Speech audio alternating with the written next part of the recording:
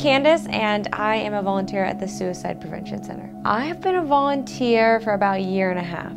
I initially wanted to do something with the crisis center because I had known a couple of friends of mine growing up that had actually died by suicide and overdoses, but I also had my own struggles with depression. I personally was never suicidal, but I really wanted to help those who were in that, really dark state, but also being present as a social influencer and YouTuber. I see that there's a lot of effects that people have from social media, and young kids are really affected by bullying and problems at school, and so I really wanted to find a way to help people really one-on-one with that, rather than just donating or doing something like that. I really wanted to be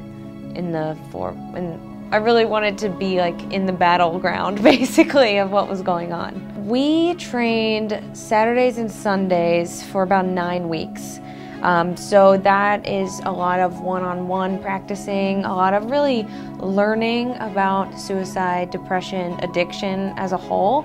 And then we start on the lines, just kind of like you're thrown out there, really, because you know truly inside, that you're gonna be able to do this, but you also have somebody, a manager, a seasoned, volunteer who's listening to your calls too, to make sure that everything's going okay. I think the biggest thing that you're taught that I've really realized I needed to learn was empathy and active listening. I think that sometimes you feel like, when I first started, I felt like I needed to have a solution on hand and needed to help this person and figure out something to help them, but really they just needed someone to listen and understand, and to really just be there and non-judgmental and just listen for a little bit. And so I think that just being able to be an empathetic person and understand what this person's going through, not necessarily knowing firsthand what it's like, but to just be there with them, is really important. There are a lot of people who still don't really know what the line is or does.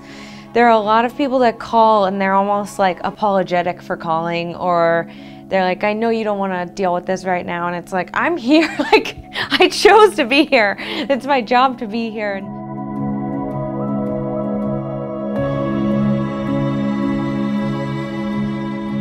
I think the biggest thing is if you know somebody who's depressed or feeling suicidal or in crisis, is to really just be there to listen and know that there's you don't need to find an immediate solution. And it's important to just be with that person in the moment and make little steps.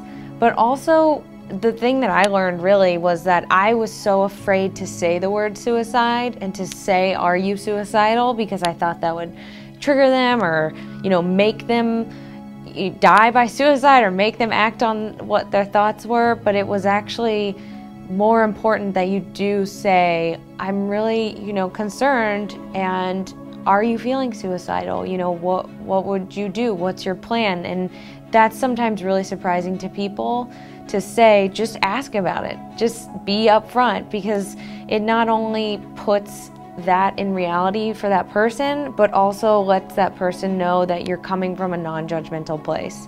And so when somebody who's feeling suicidal has these feelings and they can't tell anyone, it's just that anxiety gets worse and worse. And so I think being able to just be an outlet for that person and be someone who can talk to them in confidence is really, really important.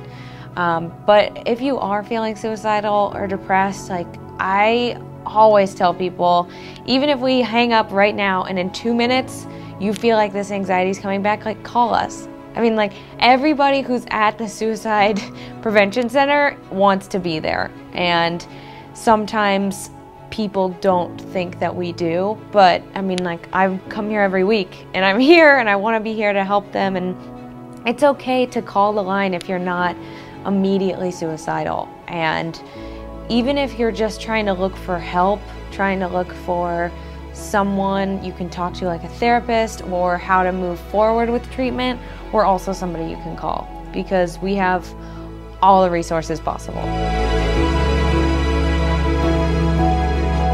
starts going out less. They experience, really big moments of anxiety, panic attacks.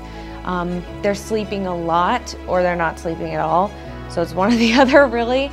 But it's also, you can just kind of see them close off a little bit.